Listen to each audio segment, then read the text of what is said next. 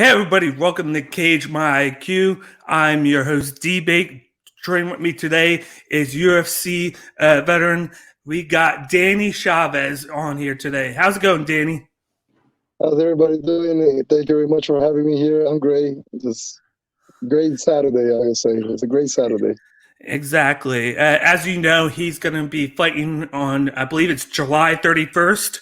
So Mm-hmm. definitely root for him on July 31st. I feel like he's going to get a nice knockout victory over his opponent. We will talk about that a little bit in a few minutes.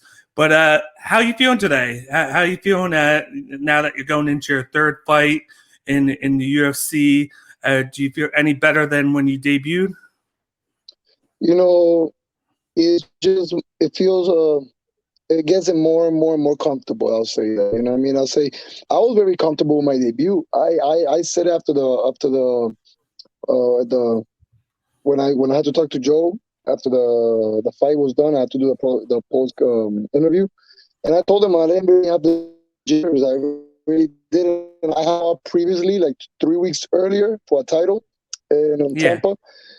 So I feel like I was still like in fight mode. I didn't get to turn off and then turn it back on. I was still like in fight mode. So my debut was fine.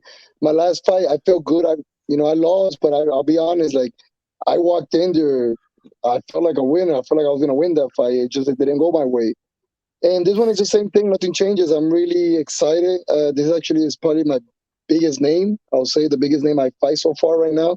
So, but nothing changes. It's just the only thing that changes is the opponent, his name, the day. That's about it. But the approach to the game is the same way. I approach the fight the same way. You know what I mean? I go out there, do what I gotta do. I train and mentally just stay focused. Don't get distracted, and let's get it. Before I get started with a few of my questions, I got a picture right here. How does it feel to represent the country of Colombia when you walk into the octagon? Ah man, this is great, bro. Now everybody, I was born in the United States. I was born in New York, but I was raised in Colombia. My parents are Colombian, and like I said, I was raised over there. I lived over there for 8 years. And anybody that is raised in a South American country or Central America or even Africa, Europe, wherever you're coming to the United States to a sport that your country is not known for, to go out there and put the flag out there, it just really means a lot. You know what I mean? It carries a lot of weight. You know what I mean? You're not only representing your country, but you feel proud of bringing that over here. You know what I mean? I'll say I have a few friends that could relate to it, like my friend Omar Morales. He's a UFC fighter too. Is I think one Yeah. of the first Venezuelans. And Omar, I talked to Omar before about it, and is a real thing. I feel like sometimes we walk in with a little bit more pressure than regular people. You know what I mean? People that just, they're born here, they kind of like don't feel that. But when you come from another country to represent another flag and bring it over here and, trying to make a statement, Yeah. is a little pressure, but it's a great feeling. It's a great feeling. And especially right now, what my country's going through, a lot of protests and a lot of chaos is going on over there. It's good to at least for me to be out there and fight for them in a way. You know what I mean? I'm not there in the land Yeah. over there, but I'm able to. I'm still fighting. That's my job, fighting, anyways. But at least I get to put how can I say, like let them know that I'm here too. I'm here fighting to put Colombia in the map. I want people to later on like look at Colombians as fighters as well. You know what I mean? Right now, when you look at Colombia, all you look at it is the only sport you look at Colombia is soccer. You're Yeah. like, oh, Colombia. All you look at Colombia. You don't look at anything else. And we have other great athletes in other sports, but we just don't get represented. It is what it is. You know what I mean? So right now, that's my job, and that's another. That's my job is to go out there and put Colombia in the map. Yeah, and then it's your way of being able to honor your country, so, Exactly. which there's nothing wrong with that. That's always a good look, and then like I applaud you for it because I Thank would you. do this. I would do the same thing if I was in your shoes. So, but my first question I have for you is, how is life like growing up in Miami, Florida? Oh, I love it. You know what I mean? I always say, you have to understand, like, I'm Latino, I'm from Colombia, speak Spanish as my first language. So coming to Miami, I feel like I didn't leave anything. The only difference, the only difference is when I left Colombia, I don't see everybody here is not Colombian in Miami, but we all mix over here. We got Cubans, Mexicans, Colombians, Venezuelans, Bolivians, Argentinians, Chilenos. You got everything here. Central America, everybody here. You know what I mean? But we all Latinos here, most of us. You know what I mean? So it feels good. You know what I mean? I grew up. I've been here already for 20 years. I got here at 14. I'm already 34. I did middle school and high school here. I didn't get to finish high school, but I got to do as much. I did 10th grade. I dropped out after that. But Miami's always been a great. I like the food, the people, the culture, the environment. The only thing I'll say is that Miami's flat, so we don't see mountains, and I miss mountains because in Bogota, where I'm from, you see mountains. And we don't get well, that's one good thing. I don't like the cold. So Miami's a good weather for me. You know what I mean? I hate the cold, man. When Miami goes 70 degrees, that's already freezing to me. You know what I mean? I don't like that. So when I see my other friends living in New York and in Seattle and Washington, and when they show me like they have like 3 jackets, they have to cover everything up because it's super cold. I don't like that. I'm not a fan of the cold. So Miami brings a lot of things. And like I said, I just feel like I'm still, I didn't go to living Colombia to, like, I'll say, for example, just for a little example, I say I went to Tennessee, Idaho, Milwaukee, anywhere else, it would have been different because, it would have been different type of environment. You know what I'm trying to say? But Miami, everybody's everybody's Hispanic. So it was very familiar. It was very easy. Actually, over here, people don't even speak English that much. People speak Spanish, which is crazy. You know what I mean? Like, you're supposed to learn both. You know what I mean? Yeah. But a lot of people here are Latin. You know what I mean? So it's very familiar. Yeah, you could kind of say that Miami was a really good icebreaker for you come to the States because, like you said, you got a bunch of different people from the Latino background that were basically doing the same thing as you, coming from somewhere else, and you all were able to kind of get used to everything, and it's kind of similar environment that not exactly, but to an extent from where you were before. So it was a good way for you to ice break on into moving to the States, and then maybe if you want to go somewhere else after, it won't be as bad of a difference because you've already have been in the States for this long. Yeah, and I wouldn't mind going anywhere. If I would have gone from Bogota to Chicago, if I would have gone from Bogota to Cali or Texas, I would have gone. I don't care. It just coincidentally, my family was in Miami, and I left from Bogota to Miami. But when I got here, I was like, everybody's like, I was expecting differently. Because I know, you're in Colombia, you're watching,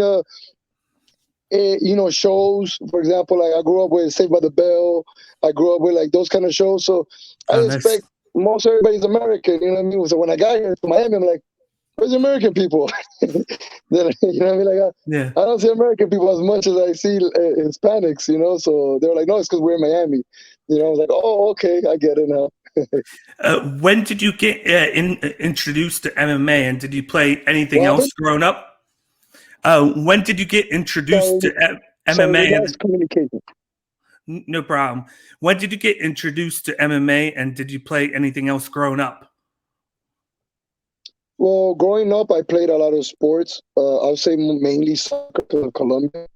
But I did play a little basketball. Was nothing, not even high school, nothing like that. I played in school was soccer. But we played baseball in Colombia as well because we used to have this Colombian player in the Marlins, Renteria, and because of him, they won the World Series in 1996, 97, if I'm not wrong. I remember the real 97, yeah. Since he was Colombian, baseball became hot in Colombia. So everybody was playing baseball. Religiously, people play soccer. But whenever someone Colombian does something, like everybody starts doing it too. You know what I mean? We used to have this guy called Juan Pablo Montoya, and he used to race, and then he started racing in Formula One, and then you start kids growing up like, oh, I want to race too. You know what I mean? So, but mainly soccer. That's our thing, soccer. And growing up here in Miami, I was just, a regular guy going to school. Eventually, I was not doing so great. I had, not with the right friends, not with the right environments, in the streets a lot. And then I dropped out of high school. Then I just started working, and I met MMA because of my friend Alex. I'm gonna give him a shout out to Alex Bermudez. I barely talk to him now, but he knows he's the reason why. He showed me the Ultimate Fighter. I went to go chill with him one day. I was like, "Yo, let's chill." He's like, "Oh, let's go to Monkey's house," and I'm like, because that's how he called his friend Monkey, and I'm like, "All right, what we're gonna do there?" And he's like, "Oh, we're gonna watch the Ultimate Fighter," and I'm like, "What is that?" And he's like, "Oh, it's this play that He started explaining to me the whole thing, and I'm like, "You know what? I seen that. I seen the sport when I go play pool. When you go to the billiards and you go play pool, sometimes they'll give some Ultimate Fighter stuff, some UFC fights. But I wouldn't pay attention to it. I would watch it. I'm like, oh, that's more like regular, like real fighting. But I would pay more attention to boxing. I Yeah. thought, because at that time, combat sports, boxing was the most popular one. You know what I mean? When it came down to like punch somebody, like to feel like anything, like wrestling was out there, jiu-jitsu was out there, and karate, and taekwondo. But the one that was catching people's eyes that you felt like, oh, this is fighting, it was boxing. So um, it was very different for me to see MMA. But then like I said, he showed me the show. I started watching. It was season 3. It was when Tito Ortiz and Ken Shamrock were coaches. No, yeah. And that's when Michael Bisping became the winner. And I watched the show, and I remember during the show they were doing this anticipated pay-per-view, which was Matt Hughes versus Horace Gracie, and it was like old school versus new school of MMA. And I remember me watching that, and that's how I was like, it was a mix of that, like the show and the first pay-per-view. Because that was the first pay-per-view I ever seen, Okay. and a mix of that. I remember me saying, "Man, I could do that. I feel like I could do that."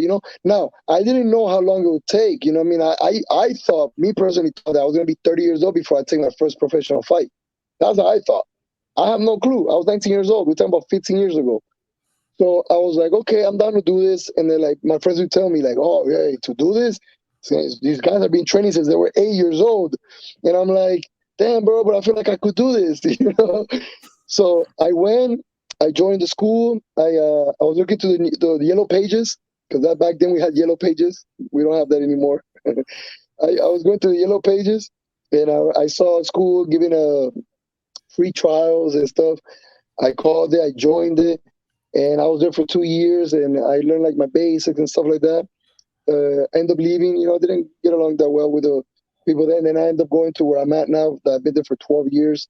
MMA Masters with my coaches, Cesar Carneiro, Danny Valverde, and the whole fam. And that's how I got in, man. Like I started my career with MMA Masters. Before, I was doing just amateur and grappling tournaments and stuff. But that's how I really got started. My friends showing me the Ultimate Fighter and showing me, and me seeing not only the Ultimate Fighter, but seeing the first pay-per-view, my first pay-per-view. At that time, it was not the first pay-per-view, but it was my first pay-per-view. It was Matt Hughes versus Horace Gracie. And at that time, remember, the UFC only did one pay-per-view every 3 to 4 months, probably more. Like every 6 months was a pay-per-view. Now you got pay-per-views all the time. But back then it was like that, and that's how I got in. And it's been a journey since then, man. I turned pro at 22. I'm 34. It's been 12 years as a pro, and I'm very happy. I'll be honest. I'm happy. When did you realize you could do this for a living?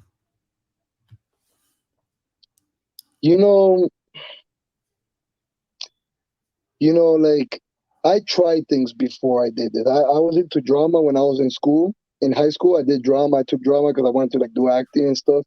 I'm into movies a lot. I love watching movies and shows. I'm crazy about it. You know, I played soccer in a team before, but I knew I was not gonna become a soccer player. But I like it. You know what I mean? And to be honest, like I started doing, I just believed in myself. You know what I mean? I believed in myself. I believe I have what it takes. And I think it takes a little mix of your believing and people telling you to. I think like a mix of me believing that I could do it, plus a mix of people telling me, "Yo, Danny, you're good, man. You should." Like because I knew I was going to do it, and I knew I wanted to do it. But sometimes you just, kind of like you don't know how good you really are. You don't, you know what I mean? So when you have coaches telling you, hey, man, you're going to be a star, just keep training, keep doing this, that's where you start like, well, okay, I could do this.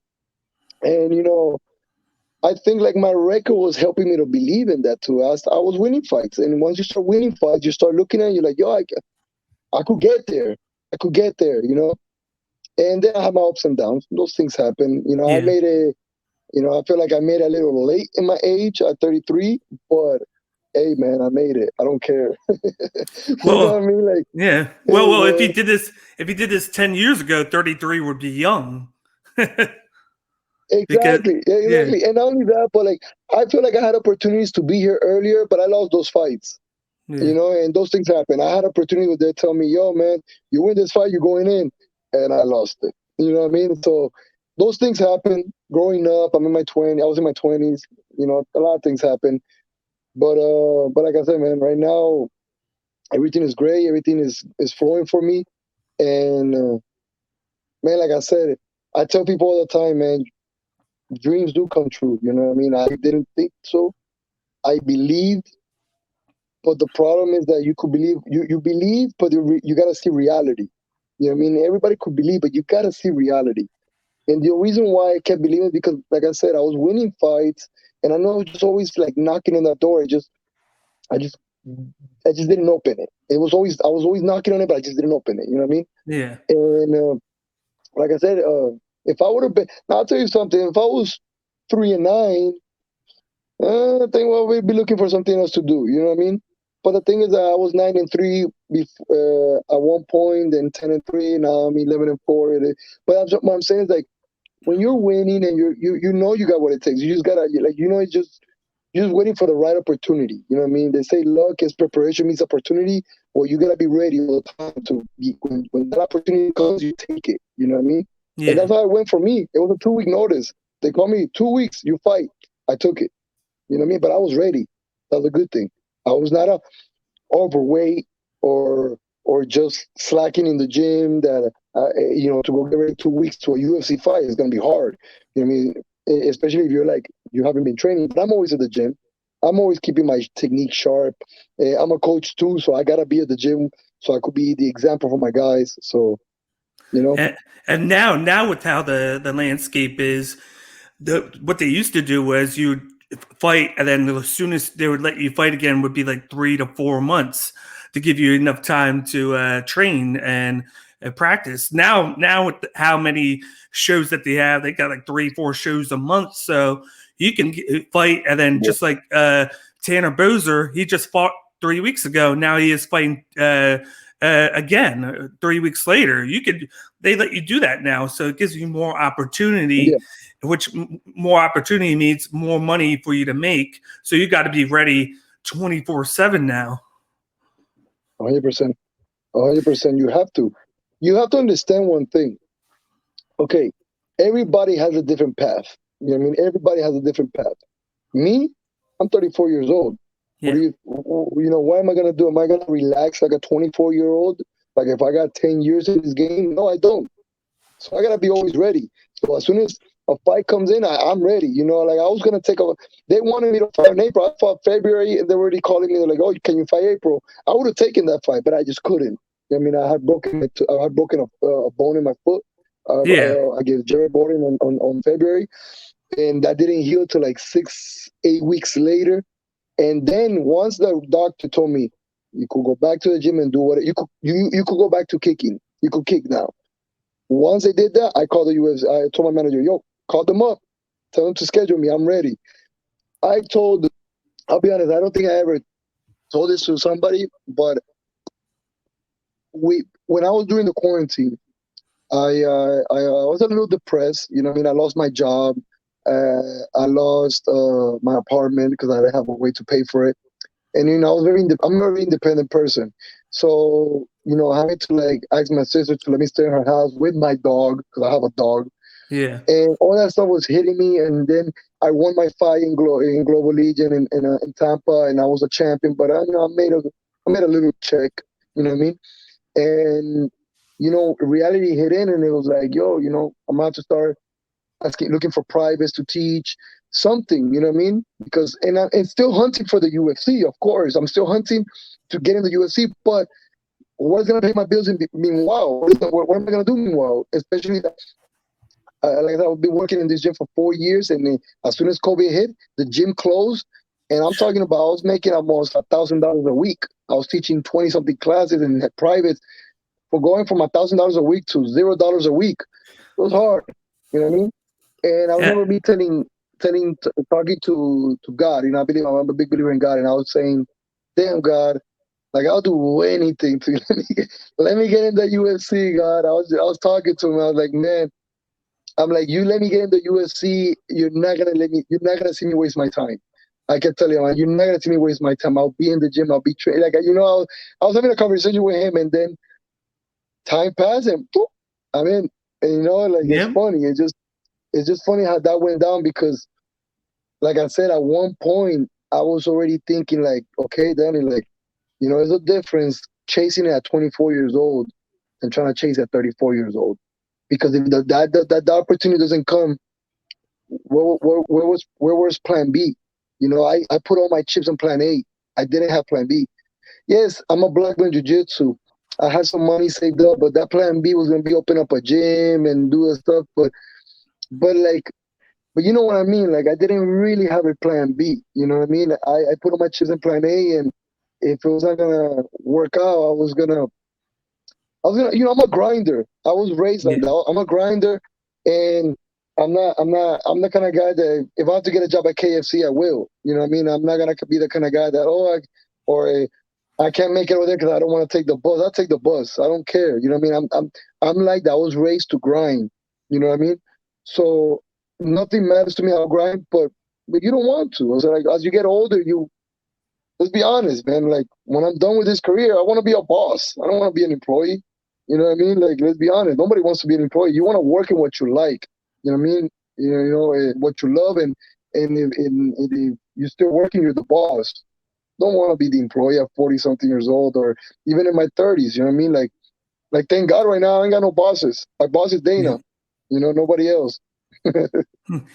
Do you have any plans for after your fighting career? Like, do you want to open up, like you said, open up a gym, teach more, or anything else? You know, I'll be honest. I thought about things like that. You know, I don't think about that so much because I'm still fighting and I'm still active, and all I could think of is UFC gold and money. You know what I mean? That's what I want. I want to be a champion. I want my legacy to be undebatable. You know, I don't want people to compare me to nobody. Then he came in, and in 4 or 5 years, look what he did. Just like I'm kind of, and a little bit in a way, kind of, you know, you look at Conor. Conor made all that noise in 5 years, probably less. He made all that noise in like 3 years. Adesanya's been in the UFC since 2017. There's only been like 4 years, and look all that noise he made. You know what I mean? And remember, Conor was broke coming up. He had that. He was hungry coming up, and then he was able to do all of that, and then make the money that he makes now, of course. Exactly, and everybody has different legacies. Like I'm a big, you know what? Like, there's one person that made me think like such a great story is Brandon Moreno. Okay, man, you get cut. I'm gonna tell you right now. I know I have friends that have gotten cut, and it's so hard to go back in. It's so hard to go out there and try to not only go back in, but most of the guys that get cut and they come back, they become journeymen. You know, they'll collect the check, they'll have a good fight here and there, and they're here to, like, you know, put in good fights and, you know, collect a good check. But he became a champion. He went out to become a champion. That's a great story, man. That's a beautiful story. You know what I mean? Yeah, look at all the majority of the champions now. They went through adversity early on in their careers, and then whatever they had to do to change things, they did it, and then they went on a winning streak. That's all you need to do. Is if you're struggling early, just find out what you need to do to fix it, and then you're smooth sailing from there. 100%. 100%. You have to. You know, that's the only way. That is the only way. And that's what, when I'm done with this, when I'm done fighting, and I don't know when it's going to be, I'm going to be honest, like, if I'm 40 years old and I'm still whooping ass, I'm gonna keep whooping until I'm until I'm 45, I guess. You know, like I don't really like to use this name, but it's like Tom Brady keeps playing fucking football. It was just in my head right there. You I was know what gonna I say mean? it. So like LeBron James too, or like Cristiano Ronaldo. These guys are beating father time. You know what I mean? It's crazy. So I want to do the same thing. Look, I'm 34 years old, but I feel young. I feel like I'm 27, 28. Thank God, you know what I mean? I always say that he gave me a good health, a good body. I'll be honest, I've never been injured like that. My biggest injury was on February when I broke my a little bone. It was a little tiny bone on the toe, but that didn't let me walk for a while. That's the only time I've ever been like mainly injured. I have, I haven't had like major injuries or even been hurt through fights that bad, like how people have gotten like some crazy wars where they've been hurt. You know what I mean? I like I said, I haven't been through that stuff, so I think it's been helping me to have a great career, even in my mid or 30s. Well, right now I'm still in my prime. I feel like I'm in my prime, so it lets me have a good prime because I feel like some people peak too early.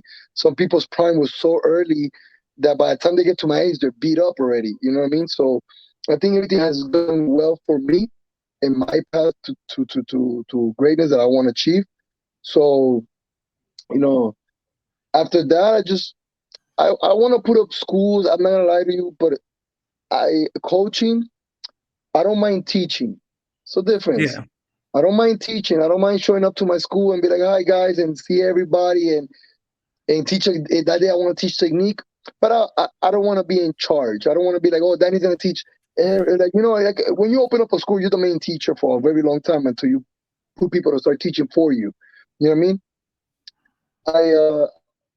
That I'm actually helping to become fighters. There's 5 of them, and everybody else is like a couple of jiu-jitsu grapplers I have. I told them that I was gonna be with them only. I'm not gonna be this guy. Coaches normally go through generations of fighters. You know what I mean? You guys coming in and now, or guys that retire, and you just keep going to the next one. Like my coaches are generation. They're there to be there with. When I'm done, is the next guy in line, and when that guy's done, is the next guy in line. Like they're there for years to come to just teach and help everybody. You know what I mean? I have a specific group that I want to teach, help, and when they're done, I'm done. You know what I mean? I just want to go, like I said, to my school, teach, have a good time with the peoples, roll with them, spar with them, and do all that stuff, but not be compromised. You know what I mean? I want to be able to travel. If I want to go to Colombia and go have whoever's in charge to take care of my gym, take care of it. I know the coaches. I trust them. They're gonna be there to teach, and they're gonna be great coaches. They're gonna do the great job. They're the ones that want to be a coach, like the way I'm talking about my coaches are. You know what I mean? But I feel like me and my 40, I had all the plans. You know what I mean? I feel like I'm gonna do all the things outside of MMA. I'm still gonna do it. I'm still gonna. This is my life. I'm a martial artist. This is my life. But I'm gonna, I'm gonna open up other things. I'm gonna try to do other things on the side. You know what I mean? Opening other doors for me, and then if I make the money I'm expecting to make, like I'm thinking, I'm talking about, I'm visualizing to be a champion, have a great legacy in the UFC, and when I leave with a lot of money. You know what I mean? And what I'm thinking is like, do the things I never got to do, like go out there and become a chef. I always wanted to cook like a chef. You know what I mean? Like, why can't I go do that now? You know what I mean? Like, I'm not doing it now because I don't want to spend time on that. I want to, all my focus on fighting. That's all I do. And then, like I said, learn another language. Why not? You know what I mean? Like, yeah, I want to spend time on doing other things for me. You know what I mean? But I'm still gonna be in the gym because I still got these guys. These guys are only 24, 23, so they still need me, and I still gotta be there for them, and I'm always gonna be there for them. But eventually, once they get in the 30s and I'm in my 40s, yeah, you know what I mean? Like, they depends where their career goes. You know what I mean? And some people retire early. I don't know. You know what I mean? Some people don't. But it depends on where their career goes. I'm gonna be with them. But like I said, I'm not here to go through like stages of fire, generation of fighters coming in and out of the gym, and I'm gonna be winging them. I'm not gonna put them under my wing and just wing. No, I'm not. I want to just show up to teach. But you know what? Let's be honest. Hey, you never know. What if I reach that age and I'm digging coaching only, and I just throw everything else to the side and I said, you know what, I'm gonna just focus on the gym and the coaching. You know what I mean? Like, I may become like my coaches are right now, just straight coaches. I maybe do. I don't know. But right now, if I tell you from my own opinion right now, I'm only gonna coach these guys, and I have other plans. I have other things in mind. You know, like, and they're like more personal. Like I said, I Yeah. want to learn how to cook. I want to learn how to do a thing. I may get into politics a little bit. I don't know. I kind of like helping the community, and I feel like helping the community through the inside is better than Yeah. from the outside. Do you have any favorite cheat meals? McDonald's.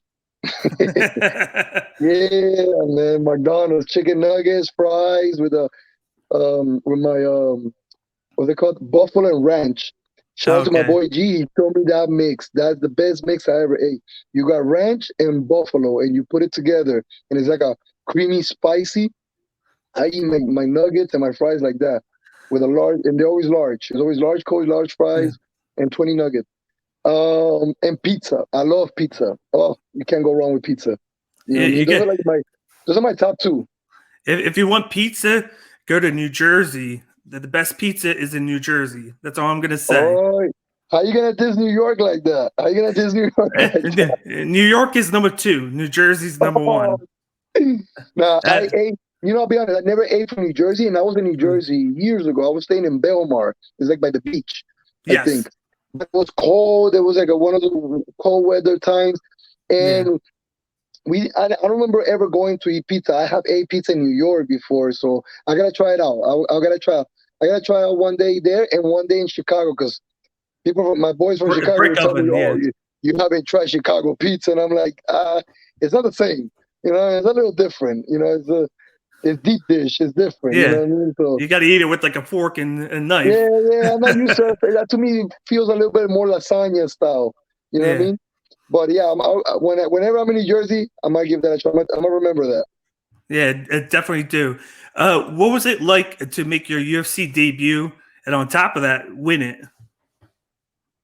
You know, I knew that winning that fight was gonna mean so much. I know just representing Colombia was great, but I know winning, because winning is everything. One second, my bad. No, So you get. winning is everything, and I knew. My manager told me, and there's a funny story. He tells me, he's like, Danny, I don't want to put pressure on you, but if you win the fight, like if you win the fight, Colombia's gonna go after you like crazy, you know. And I'm like, I get it, and I already knew that, you know. So it did happen as soon as I won. And you know what is like a lot of people don't even get to say that. I know a lot of people that got into the UFC and never won, and it's crazy. You would think everybody gets to at least win once, and get your hand raised by Bruce Buffer. Like, he just lifted up my hand, and it was Bruce Buffer, and then I go talk to Joe Rogan, and you Yeah, know, like, that whole experience, man, was amazing. Especially, like I said, I've been visualizing this since I was 19. I'm 34. Oh, at the time I was 33. I was 33 at the time. That was 14 years at that moment in the making. You know what I mean? So getting my hand raised was amazing. The experience was amazing. I got mad love from everybody from Colombia, from here too. Remember, I went to high school, middle school. I mean, middle school and high school here. So everybody from Miami was like, Danny, you know, sending me mad love. It was a great experience. It was fire. You know, I'm not gonna front, man. Like, you know, 3 weeks earlier, I had won a title, and of course, it was a regional title. But I had already fought for 2 titles before, previous years before, and I never won. So I thought winning that title was gonna mean something so much. So I won it. I was so happy. I was like, I'm a champion. I never been a champion. I tried twice and I lost. This was my third try. But then 2 weeks later, after that, I made my UFC debut, and I feel like that just was it called? That just over. How you say? Like it just jumps over overshadow. the. Yeah, overshadow. Yeah, Yeah, that overshadowed my title. You know what I mean? Because I was like, yo, because that debut was way more fire than winning that title. You know what I mean? because you But won it was a great experience. I'm really happy. Yeah, because that was a regional title, but this is a top promotion win in your debut. That you're like, you got to put that there and then that Thank title you. right on there, because it's a big difference, because you're at the Mecca now. Yes, So yes, 100%, 100%. What's your training schedule like for your upcoming fight? I know sometimes you train a little bit lighter before you get a fight booked, but now that you're booked and you got a fight over 5 weeks away, how's the training schedule like now? I'll be honest. For this fight, I'm listening to my body a little bit more. I think we all grew up. I grew up. I come from the 2005. That's when I first started. Okay. You know what I mean? It's been 16 years me like, watching this and getting into it. I started getting into it at 2006. In 2007, I started competing in grappling matches, and then I did my amateur. So, you know, I think like I had that old school mindset where even when the coaches would tell me, Danny, go home, I didn't go Yeah. home. I come home and I'm running. I was doing something else. I would meet up my friends in the gym, in another gym. I'll be like, yo, let's go over here and let's roll. Because, so I feel like now I'm being a little bit more, I'm being smarter. You know what I mean? I feel like my previous fight, nothing to take away from Jericho, he beat me fair and square. I'm not going to say this. Actually, I feel like it's a compliment to him that I feel like I trained so hard for him, but I may actually not recover enough. You know what I mean? I feel like I did so much. Even the last week before the wake up, I was doing too much. And they were telling me, like, yo, Danny, you're doing too much. I'm like, no, what I mean, I'm fighting, and like it was working for me. I was, I, I was working for me, always training hard for fights, and I was winning. You know what I mean? But I feel like the last one, I exaggerated it, and I feel like Yeah. I went overboard, and I thought it, like more was gonna be more for me in there, but I think like less was better. And I think like, and when it comes down to less, I don't mean like less training. I mean like a little bit more recovery. You know what I mean? Come home and rest. If you're home already at 9 o'clock, try to go to sleep at 10, anything max 11. I'll be up to like 2 in the morning watching basketball, watching stuff, then trying to go to sleep and wake up early to go train. And then I'm putting all this training inside in me. And I think like I'm just being smarter. Oh, another thing I'm doing for this camp that I think is, different is that I'm taking supplements. I didn't take Okay. supplements before. I never taken supplements my whole life. I never Okay. had. You know what I mean? So I called the UFC. They have this lady Nicole. Shout out to Nicole. And you call her and she sends you the supplements. And the brand Thorn, which is supposed to be the best one. And she sent me a paper which it tells me what times to take everything and when. Yeah, I'm following that, and I'm feeling better. Taking fish oils, taking beta-alanine, taking my protein powders with the BCAAs, magnesium, taking my multivitamins. Even for nighttime, sometimes I take melatonin. They send me melatonin in case I'm having like problems with recovery. Um, there's more. They even gave me this thing to between workouts, which is like just electrolytes, it's like a Gatorade, kind of like for Yeah. you. All those things, you know what I mean? I'm being smarter now. You know what I mean? I feel like I was a little stubborn with that when it came to supplements. I feel like I was like, no, I just eat organic food, and all I did was eat food and drink water, and I was like, I'm very natural, you know. But now I'm more like, okay, you know what? I need a little help. I feel like I'm a little depleted. Um, all that stuff, and then I listen to my body. Like like for example, look, it happened to me last Wednesday. I'll give you a perfect example. I trained. I did a lot of stuff, and then I came home and I was feeling a little. My coach actually told me, "Go home. You look a little tired." And I'm like, I am tired. I did a lot Monday, Tuesday, and Wednesday. Monday, Tuesday, leading up to Wednesday. Yeah, I did a lot of war. I did a lot of stuff, a lot of wrestling. So wrestling gets you tired. Very sore. Yeah. I'm 34. You gotta remember your age. That's a problem. We get to forget our age sometimes. So I'm like, I'll go rest. So I came home. My friend hits me up. Yo, Danny, I want to go to the gym later on. You want to do something? And I'm like, you know what? Let's do some drills. So I'm like, I always say this, guys. Drilling, it's something what happens is when you're young, you come to the gym again and you go live again. You Yeah. do too much live, and you get worn out. You know what I mean? Like I like to come. I like to do. I still go live, of course, you have to, but I do more drills now. Like, I didn't like drilling. But when I was younger, I'll be like, drilling is so boring. I just want to go live. Now it's the opposite. I'm more like, I gotta chill out going live. I gotta drill more. You know what I mean? Yeah. So now, like I said, Wednesday, I went there, I got to the gym, and I was like, why am I here? I even told him, like, yo, man, I don't know why I got here. You should just go and do what you gotta do. I'm just gonna go home. I came here. I felt sluggish. I even drink coffee, Cuban coffee, which is like the strongest coffee you could drink. It's called colada, which is like very strong coffee. It wakes you up Yeah. like this. It didn't do anything to me, and I drink like the whole thing. And you're supposed to only take like 2 shots. I drink the whole thing, which contains like 8 shots, and I was still like this. And my boy's like, "Yo, man, just go home." And I'm like, "I think that's what I need to do." And I did that. And the next day, I woke up better, and I was able to put in good work the next day, compared to like, let's say I would have put in more work, and then I come Thursday, and I'm like, oh. But then again, I don't get you don't get results like that when you're running on fumes. You don't get Yeah. results, So I feel like I'm smarter through my training coming into this fight now. Transition from that to, of course, your last fight with Jared Gordon.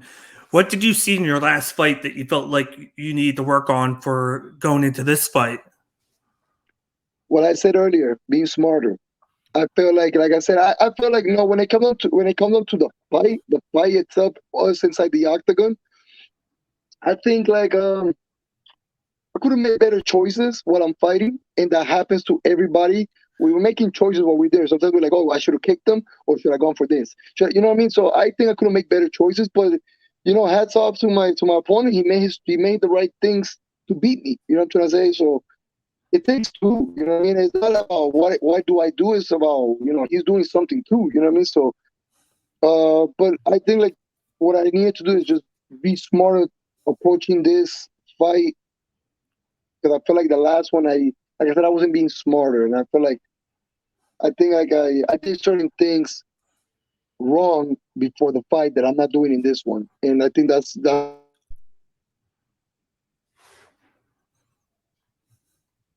What do you know about your opponent, Du Ho Choi, fighting wise, that you're game planning for? You know what? Like I watched the Hochoi fight before. I actually, when he fought Cup Swanson Fight of the Year, I was in my apartment, and I remember watching it. And crazy it is that I'm fighting him. I'm telling you right now, man, this is so real, man. This is so crazy that I'm fighting the guy that I watched a few years ago fight a fight of the night against Cup Swanson. Cup Swanson, one of my favorite fighters. So when he was fighting him, of course, I was not going for him. I was going for Cup Swanson, but it was a fight of the year. It was a crazy fight. Yeah, And what I know about him, we have a similar styles, believe it or not. We both like to have a very wide stance, like a karate kind of like stance. We both like to throw kicks, and we both love our straight right hands. You know what I mean? He likes to throw that straight right hand, and I love to throw. I don't throw overhands. I throw straight right hands. We yeah, both have a similar style, so I think like I, I think I just gotta work around that. You know what I mean? Change angles, not walk to his, of course, not walk to his right hand, not to walk the other way the most. A lot of feints. I want to see what he throws. I want to see how his speed is. Can't just go in and jump, just go in. I'll have to use a lot of feints to see what he's gonna throw at me, and footwork. I gotta use my footwork. I feel like I didn't use my footwork in my last 2 fights, and I have great footwork. And I feel like I stay sitting on my punches a little bit too much, and I should be use my feet just a little bit more to just to give him those bad angles for him. Like every time he's about to set in, I'm already moving out of the way, and I need to do that more, and that's what I'm working on. what advice can you give amateurs looking to make it to the UFC? Train. You know what I mean? Hey, man, I'm telling you right now because there's a lot of lazy fighters out there. All right, train your ass off. All right, that's the only way to compete. Like the only way to win. You want to win fights, you gotta train. I mean, like you gotta, and like I say, this one quote that I can't stand at all. You gotta train smarter, not harder. Can't stand that quote. All right, because lazy people use it to stay at home and not do shit. You know what I Yeah, mean? No, that what it means is like train hard, because I always train hard. But like I'm telling you right now, I'm pacing myself. What days can I push, and what am I pushing? If I'm pushing wrestling one day, well, later on the night I'm not gonna push more wrestling or push something or go spar because too much life. I don't want, you know what I mean? Like when you're in your 20s, you could do that here and there. You could sometimes go a day and go do 3 classes in a row. You gotta know how to pace yourself, but always stay in, Be a martial artist. That gym is supposed to be your second home. You know what I mean? Not just your third or fourth or fifth home. That's supposed to be your second home. Your first home is your house because that's where you sleep at. But your second home is your gym. You know what I mean? And you gotta be obsessed with what you like. All right, you gotta be obsessed. No, and it's not a bad thing. It's a good thing to be obsessed. All right, it's a good thing. You know what I mean? You want it that bad. So I think like all the amateur guys out there, man, keep training and listen to your coaches. If you have coaches that are the right coaches, if they're the right people around you, keep them around you, guys. Don't let those people go. All right, because then you're gonna run into the wrong ones, and the worst thing you could have. Bad coaches, bad teammates is the worst thing you could have. You need the good ones. You know what I mean? The ones that care Yeah. about you, that want to help you out, that want to see you, succeed without them getting jealous. You know what I mean? So that happens a lot in every gym. So you gotta, just do that. Train and be around the right people. Yeah, I just saw the perfect situation with that in one of the fights that was just on TV where the coach told his fighter to switch to southpaw and throw a kick. He switched to southpaw, threw the kick, and he knocked the guy out and won the fight because he listened to his coaches. Whereas if he didn't listen to his coaches, that wouldn't have happened. And they're there to help you out. They're the ones every day helping you train, helping you get ready for it. So why wouldn't you listen to your coaches? Because that's what they're there to do, is coach you. Exactly. And you're there to stop listen. blaming coaches for losses. I can't stand that from fighters. They want to blame their coaches. Now, I'm not saying there's not out there coaches that will actually do wrong to their fighters. But, man, most of the coaches do right by their fighters. I've met a lot of coaches, and I would say there's a higher percentage chance that the coaches actually are good more than being bad. And sometimes us as fighters, we lose fights and we start pointing fingers. Oh, I lost because of him, or I lost because of... No, man. You're the one who's in there. You lost. It is what it is. Take it like a man, walk away, come back another time, get your hand raised again. The last question I have for you, this is more of a loosed up question. Well, dude, if you have a training mix to listen to while you're training, what would be on it? I don't like music. Okay. I don't like music. It changes my but you know what? When they do put music in the gym while we are training, I don't want something heavy. Like I like rap. I like rock. I listen to metal. I like metal. You know what I mean? I like rock. But I like things a little bit more toned down when I'm training something hard. You know what I mean? Like I don't like. When we do conditioning, my conditioning coach, shout out to my conditioning coach, Jonathan. He's been, keeping me in shape. He likes to put rock. So I don't mind his rock because I do like it. He puts like songs that I like too. For me personally, I don't really need music. You know what I mean? Only when I go running. Only when I go running or when I go biking. But like, I don't need music besides that. Like to lift weights, I don't need music. I don't like music when I'm lifting weights. When I'm hitting the bag or sparring, put something, hip hop. But I don't put like that funk music. Like, put just regular hip hop. J. Cole, put some J. Cole, the new album. Boom, pop it there. I listen to that. You know what I mean? But running is the only time I listen to music, and I listen to anything, believe it or not. I tell people all the time, man, I listen to some soft ass music. You know what I mean? Because the animal is already inside. Like I'll mix it. But when I start listening to like heavy, like something like the lyrics are going, the guy's spitting bars and the lyrics are fire, I may actually start running faster, and then like, I start going crazy. Or I listen to like Linkin Park, and Linkin Park is going crazy, and I'm going crazy. So I like to like tone it down. I listen to like a little bit more like softer music, especially Spanish too. I'll listen to Spanish music, trying to like tone it down, and it lets me just pace myself while I'm jogging. But that's the only time I listen to music. Or I'm in the car going to the gym, stuff like that. But while I'm training, not as much, not really. No, you just want to focus more on what you're doing so you can get it done, not try and, like you said, overdo it or go too hard. You just want to do it the way that it should be so you're not exhorting too much, but still getting the job done. It sounds raspy, like it sounds like like robotic for a second when you were talking. Yeah, it happens. It happens. Okay. All right. I don't know if you have to fix something, but yeah, you're right. Yeah, I don't like being distracted. Like I don't listen to music when I'm in the locker room, like people do.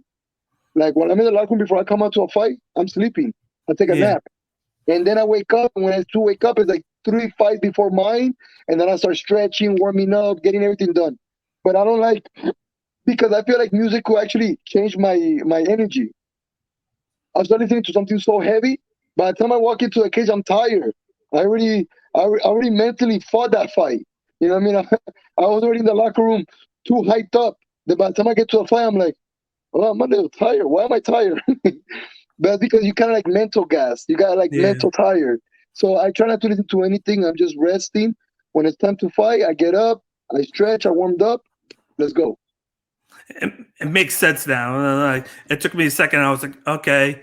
And then I was like, okay, got it. Because you want to go in something soft, walking in, because then you're still focused. And then when you get in and then you hear your name's being called, then you can kind of flip the switch then. Yes. That way you didn't waste all the energy like some of the guys do, run into the octagon, getting all hyped up, and then they're in. They've already wasted a little bit of energy doing 100%. that.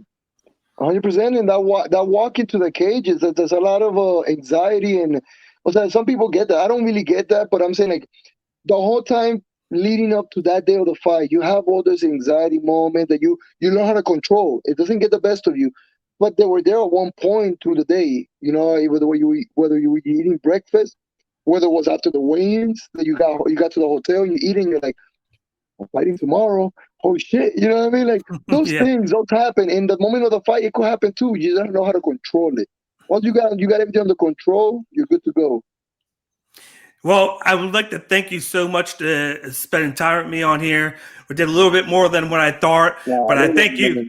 But I thank you so much for staying on. I learned a lot from you. It was a great interview, and we at Cage My IQ wish you luck in your fight on July 31st. All right, man. Thank you very much. And anytime, man. Anytime after the fight you want to do another one, we'll do it. You know what I mean? I don't really. I like to do interviews. You know, I like to give everybody the time. If I take a little long responding, is because I get a couple of messages and they get. I have to always sometimes go through my one and see like if I see anything old that I missed by mistake. It happens to me a lot. But thank you for having me. I appreciate it. And just want to give a quick shout out to my GMMA Masters. I want to give a quick shout out to my manager Antonio, my management team, First Round Management, my coach Cesar Carneiro, Danny Valverde, and Jonathan Lopez, and actually my wrestling coach Marino, which is one of my very good friends too.